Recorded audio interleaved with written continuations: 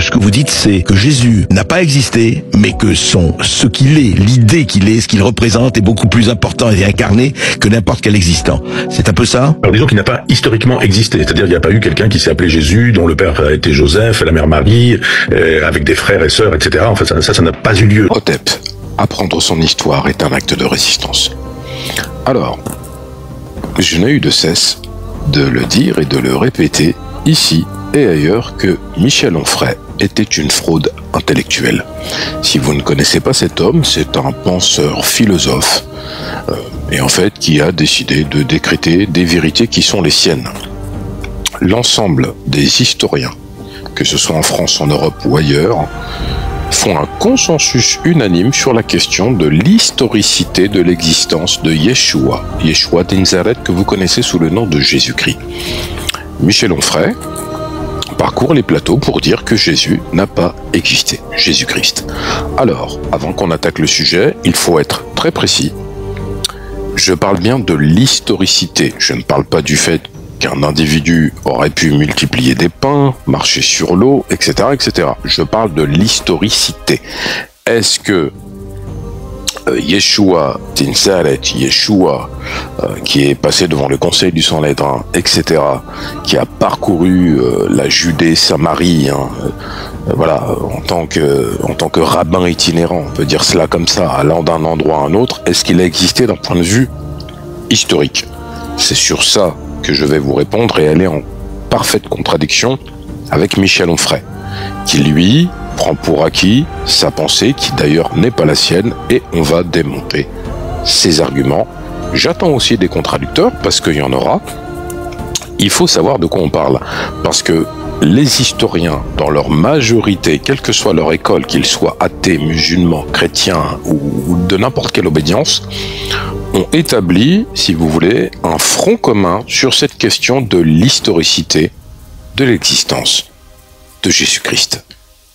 Vous savez que vous êtes à l'encontre de dizaines de millions ou de milliards de croyants en disant ça. Non, je suis au contraire en phase avec des millions de gens sur la planète, ou des milliards de gens sur la planète. C'est-à-dire que en France, oui, c'est effectivement une thèse que n'acceptent pas beaucoup de gens, y compris les athées, qui croient en l'existence d'un Jésus historique. Mais sur le restant de la planète, je veux dire, les musulmans ne croient rien de tout ça, les hindouistes ne croient rien de tout ça, les shintoïstes ne croient rien de tout ça, les animistes ne croient rien de tout ça. Alors vous voyez, le problème, c'est que quand on fait des plateaux télé avec des cheveux en l'air gris, etc., et qu'on a écrit quelques livres qui sont des pensées personnelles, ça donne une étiquette de philosophe. C'est ce qu'il est, un philosophe. Un philosophe peut penser à ce qu'il veut et dire ce qu'il veut. Mais ce n'est ni un théologien, ni un historien qualifié. J'ai envie de dire chacun son métier, mais regardez bien, il vous dit sur un plateau de télévision, les musulmans ne croient pas en tout ça. Je rappelle que pour les musulmans, dans le texte coranique, dans le Coran, Jésus est mentionné plus de 20 fois. Il porte des titres très élogieux, Rahim Allah, le souffle divin, le Verbe, la gloire de l'univers. Sa mère Marie porte même le nom d'une sourate, ainsi que sa famille, la famille d'Imran. Il est même établi dans le dogme musulman que Jésus revient à la fin des temps pour combattre etc., l'antéchrist, vous voyez. Donc Jésus est une figure centrale dans l'islam. Les musulmans révèrent Jésus. Après, il y a un point de contradiction sur la crucifixion. Voilà, il y a un verset qui dit clairement qu'il n'a pas été crucifié, mais remplacé. Enfin, après, ça, à la rigueur, bon, c'est des points de vue dogmatiques. Mais dire sur un plateau que les musulmans ne croient pas en tout ça, non seulement ils croient en Jésus, mais ils le révèrent comme un prophète majeur. Donc là, Michel Onfray, il va falloir qu'il révise. Puis en plus, il nous a rajouté les hindouistes, etc. Bon, on va continuer. Les chrétiens estiment effectivement qu'il y a eu un homme qui un jour est arrivé et qui a eu un père, une mère, etc., etc. Et puis qu'il a été surtout envoyé par Dieu, qu'il est le fils de l'homme, le fils de Dieu en même temps. Évidemment, je ne crois à rien de tout ça. En revanche, je pense que la clé que je donne, c'est une clé qu'on appelle mythiste. Je ne suis pas l'inventeur non plus de cette thèse-là. Elle existe chez Bruno Bauer en Allemagne, et puis ensuite on la retrouve au 19e siècle, puis avec des théologiens qui sont des gens comme Paul Touchou ou Prosper Alfaric, dont on ne parle pas, évidemment. Alors, avec des propos pareils, Michel Onfray veut nous faire une démonstration onirique, mais qui s'apparente à du sophisme parce qu'elle n'a appuyé sur rien, si ce n'est en nous citant des sources qui sont totalement ténébreuses. Je vais le répéter, le consensus des historiens de la communauté scientifique qui s'est penché sur cette question est totalement unanime, au-delà du fait d'avoir des détracteurs sur le côté miraculeux, Jésus, fils de Dieu, Jésus ceci, Jésus cela. Bref. Je vous donne un exemple pour que vous compreniez au niveau de l'histoire quelle est l'approche. Vous connaissez les sources, Flavius Joseph, etc., Tacite, vous pouvez dire, je peux les remettre en question. Alors déjà, concernant Flavius Joseph, il faut savoir que ce sont des moines chrétiens qui, au Xe siècle, ont repris cette source et l'ont modifiée pour améliorer la présentation qui en était faite de Jésus. Résultat, cela a amené Michel Onfray et d'autres, ceux qu'il a cités, à penser que cette source n'était pas fiable. Après, en histoire, on a les sources, on a les preuves archéologiques et on a surtout des éléments factuels qui peuvent nous permettre de situer déjà le temps, la période, l'époque, les protagonistes et le personnage qu'on cible. Comprenez bien ceci, les sources existantes sur le fait d'accréditer l'existence de Yeshua, de Jésus-Christ historique, je parle du Jésus historique. Regardez la différence que je vais vous faire, vous allez comprendre tout de suite. Si je prends Socrate, par exemple, vous connaissez certainement Socrate, penseur grec, philosophe grec, vous êtes quasiment tous et toutes certains que Socrate a existé. Or, aujourd'hui, nous n'avons aucune preuve de l'existence de Socrate. Pourquoi je vous dis ça? C'est qu'en fait, les sources sont souvent tardive après un personnage historique. Entre 200, 300, même 400 ans après, on a des écrits qui accréditent la présence de ce personnage historique et du déroulé de sa vie, le cas échéant. Concernant Jésus, c'est 20 ans. C'est-à-dire que quand on prend Flavius Joseph, quand on prend d'autres sources, on a en fait à peu près 20, 50, 70 ans après sa disparition. Ce qui est très court. Mais il n'y a pas que ça. On prend par exemple la synagogue de Capharnaüm. On a des preuves de son existence, elle existe, elle est toujours là quand on visite Capharnaüm, c'est aujourd'hui en Israël. C'est un élément, par exemple, c'est un lieu qui nous permet d'accréditer que ce lieu a existé, qui est mentionné dans, par exemple, les évangiles. Au-delà de cela, nous avons aussi les personnages dits périphériques. On prend un personnage célèbre comme Ponce Pilate. Ponce Pilate, existait-il? Oui, on en a des preuves puisque c'était un fonctionnaire romain, préfet de la zone ou gouverneur, peu importe le titre. On prend aussi Joseph d'Arimathie qui, entre guillemets, va donner son tombeau pour réceptionner le corps de Jésus. Joseph d'Arimathie fait partie du conseil du Sanhédrin.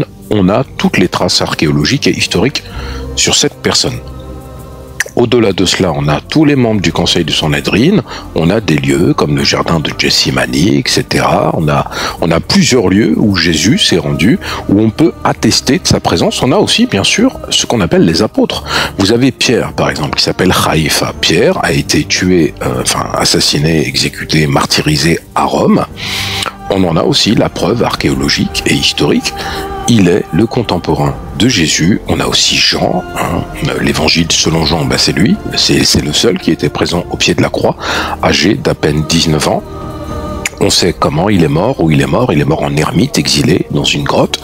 On a aussi la plupart des apôtres de Jésus qui ont été martyrisés. On a les preuves de leur assassinat, de leur martyre, certains en Afrique, comme par exemple Matthieu, Lévi, d'autres en Inde, d'autres à Jérusalem, d'autres à Rome. Vous voyez, tout cela fait qu'on a quand même une très très grande combinaison d'individus. On prend même Paul de Tarse, Saul de Tarse, Paul, le fameux Saint Paul. Il n'a jamais rencontré Jésus, mais de par ses actions, de par aussi son exécution en 64 à Rome et de ses divergences avec Pierre, avec aussi Jacques, le demi-frère de Jésus, avec les autres apôtres, on sait que toutes ces actions ont été guidées par le fait qu'il avait la certitude de l'existence de Jésus. Ce n'est pas son contemporain, mais il est, entre guillemets, sur la même époque. En tout état de cause, tout cela nous laisse à penser que nous avons quand même plus de 20 personnes que nous pouvons trouver archéologiquement, historiquement, autour de la figure de Jésus. Au-delà du fait que c'était un rabbin itinérant, que nous sommes à une époque où beaucoup de rabbins faisaient entre guillemets des prophéties, que nous sommes dans une époque où les zélotes étaient en révolte contre l'Empire romain, tout cela, ce sont des éléments que l'on peut considérer. Mais comme je vous l'ai dit tout au début, moi je parle du Jésus historique. Le côté miraculeux, le côté divin, etc., ça c'est une autre discussion. Michel Onfray affirme comme un argument d'autorité que Jésus n'a pas existé. Or, comme je l'ai dit, nous avons les sources. Après, attention, ne confondez pas. Quand vous voyez les travaux, par exemple, de Kalala Motunde qui démontrent que la figure d'Horus, les reports, etc., la divinité, la naissance à Bethléem, etc., tout ça, c'est à côté. Là, je parle de la présence d'un homme qui aura été, entre guillemets, emprisonné, exécuté, crucifié, pas crucifié, ça c'est un autre débat, mais en tout état de cause, de cet homme qui est présent à cette époque et qui va faire, entre guillemets, tout ce qu'il a fait sur ces 3 dernières années, sa mission dite mission prophétique ou mission divine, peu importe, ou sa passion. Le Jésus historique, on ne peut pas dire qu'il n'a pas existé, parce que comme je le dis, il y a aussi ses détracteurs. Sachez une chose, si les Juifs, qui je le rappelle, considèrent Jésus comme le diable, un imposteur, tout ce qu'on veut, s'ils en avaient eu la possibilité, ils auraient démontré qu'il n'a pas existé. Ils seraient montés au créneau et auraient dit tout de suite, c'est faux, il n'existe pas, voici les éléments factuels, les preuves, etc. Nous n'avons pas ce type d'écrit, nous n'avons pas de détracteurs qui remettent en question son existence. En tout cas, Michel Onfray fait du complotisme et fait surtout de la vente de livres. Il veut vendre son livre pour dire que Jésus n'a pas existé.